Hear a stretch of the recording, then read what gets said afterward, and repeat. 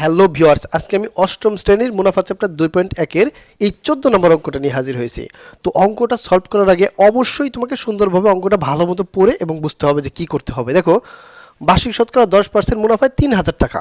বার্ষিক মানে কি, এক বছরে, অর্থাৎ এক বছরে 10% মুনাফায় 3000 টাকা এবং 8% মুনাফায় ওই একই বার্ষিক মানে এক বছরের জন্যই 8% মুনাফায় 2000 টাকা বিনিয়োগ করলে মোট মূলধনের উপর গড়ে শতকরা মুনাফার হার কত? তো মুনাফার হার বের করতে হলে তোমাকে আগে মুনাফা বের করতে হবে এবং সেই মুনাফা দিয়ে তোমাকে মুনাফার হার বের করতে হবে যে গড়ে। তো প্রথমে এই দুইটা যোগ করে তারপর তোমাকে গড় করতে হবে। তো আমরা প্রথম পার্ট অংশ করি। প্রথম অংশ, তুমি জানো যে প্রথম অংশ এক বছরে, তুমি জানো যে এন সমান সমান 1, পি মানে আসল সমান সমান 3000 টাকা, তারপর এন সমান সমান 1, তুমি জানো যে মুনাফা আই সমান সমান পি এন আর। তো এখানে আই সমান সমান যদি পি এন আর থাকে তাহলে পির মান কত? 3000 টাকা।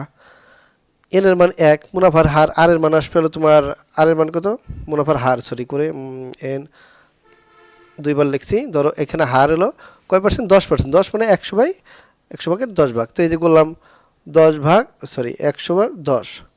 তো এইটা করলাম, করার পর আমি যদি এই ক্যালকুলেশন করি, ক্যালকুলেশন করার পর হয়ে যাবে। দেখো এই শূন্য আমি এই শূন্য কাটলাম, তাহলে 3 অক্ষে 3 আর দুইটা শূন্য 300। এই যে একটা শূন্য 3 অক্ষে 3, এই 300 টাকা হলো। এটা 300 টাকা কি? এই 300 টাকা হলো এই যে বার্ষিক 10% মুনাফায় 3000 টাকার এই মুনাফা। এখন আমরা 3000 টাকা 8% মুনাফার হার করব। তো 8% যখন মুনাফার হার করবো, আর সমান সমান আমরা কত হবে? 8/100। এন সমান সমান 1, পি মানে আসল সমান সমান 2000 টাকা। এখন আমরা জানি যে আই সমান সমান কি? আই সমান সমান পি এন আর। তো পির মান কত? পির মান এখানে 2000 টাকা, এন এর মান হলো 1 আর এর মান হলো 8/100 8/100, যে এর মুনাফার হার 8/100। তো এখন আমি ক্যালকুলেশন করি, এই শূন্য কাটা এই শূন্য কাটা, দুইটা কাটলাম, এই যে একটা শূন্য এই যে একটা শূন্য, দুইটা শূন্য কাটলাম। তাহলে এইটা গুণ করি, যেহেতু এর নিচে মনে মনে 1 আছে, তাহলে 8 দুগুণ 16 আর এই যে একটা শূন্য 160 টাকা। এই 160 টাকা পেলো কি? 8% মুনাফায় দ্বিতীয় অংশে। এখন দুইটার উপর গড়ে যখন জানতে চাবো, তখন মানে কি, তখন তোমাকে মুনাফাও যোগ করতে হবে, মুনাফার হারও যোগ করতে হবে, এনও যোগ করতে হবে। কারণ গড় মানে কি, দুইটাই একসাথে যোগ করে তারপর সমানতালে বের করা।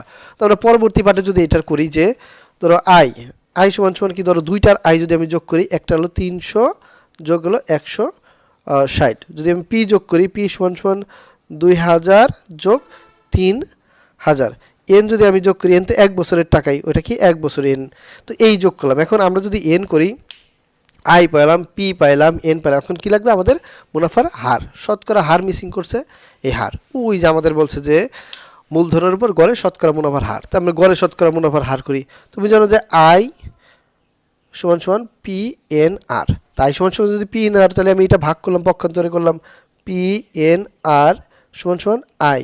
এখন আমাদের কি লাগবে? এখন লাগবে আমাদের আর এর মান, মুনাফার হার, যে আর সমান সমান গড়ে। তা আই, এই যে গুণ থাকলে যায় কি ভাগ, পি গুণ এন। তো আর সমান সমান পির মান, আয়ের মান কত? আই আমরা দুইটা পয়সা ইন্টারেস্ট পেয়েছিলাম, তাহলে এই দুটো যোগ করলে হলো 460 টাকা। 460। পির মান কত? পির মান তোমার এসে দাঁড়াবে হলো কত? 3 আর 2 5000 টাকা। 5000 টাকা। আর এন এর মান তোমার হলো 1। তাহলে আমি যদি এই দুটা ক্যালকুলেশন করি, আর সমান দাঁড়াবে কি, আমি যদি এই দুটা ক্যালকুলেশন করি,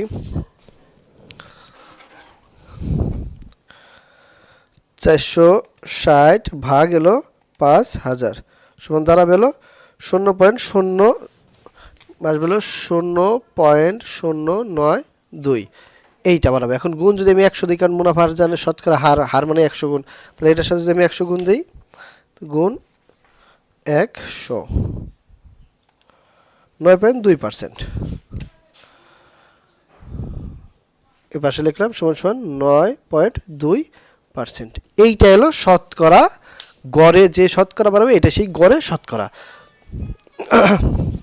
তো এলো মূলত ব্যাপার আসলে গড়ে শতকরা। তো আমরা অঙ্কটা শেষ করার আগে অঙ্কটা সুন্দরভাবে আরেকবার বুঝে দেখি, যে ওরা বলছে বার্ষিক 10% মুনাফায় 3000 টাকা। বার্ষিক 10% মুনাফা মানে এক বছরের জন্য সে 10% হারে 3000 টাকা জমা রাখছে এবং ওই এক বছরের জন্যই 8% মুনাফায় 2000 টাকা জমা রাখছে।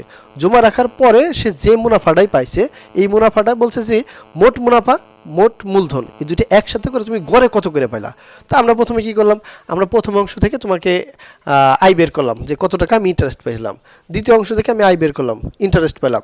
তো তুমি জানো যে এই প্রথমে থেকে আমরা যে আয় ইন্টারেস্ট বের করলাম অর্থাৎ লাভ, এই লাভ এবং দ্বিতীয় পার্ট থেকে যে লাভ বের করলাম, এই দুইটা লাভ আমি যোগ করলাম কত 460 টাকা, এটা আয় বের হলো টোটাল মোট গড়ের জন্য।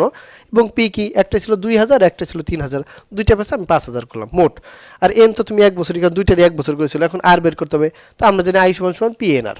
তো পিএনআর করার পরে এই যখন তো আমাদের ইসের মান লাগবে, আর এর মান লাগবে, তো আমি পক্ষান্তরে করলাম, পিএনআর এই পাশে রাখলাম, আই ওই পাশে করলাম। এখন আর এর মান লাগবে এই যে আই ভাগ এই যে পিএন করলাম, পিএন করার পরে যে আমি আয়ের মান দিলাম আর এই যে পির মান দিলাম, এর মান 1 দিলাম, গুণ করলাম হলাম, গুণ করার পর 0.092% হলো। আর এই যে গুণ 100 দিলাম, 100 দরকার শতকরা, তো শতকরা করলাম এই যে 9.2% হলো, এটাই গড়। তো ভিউয়ার্স, আশা করছি অঙ্কটা তোমরা বুঝতে পারছো, না বুঝতে পারলে অবশ্যই কমেন্ট বক্সে জানাও। তো আজকের মতন বাই, দেখা হচ্ছে পরবর্তী ভিডিওতে।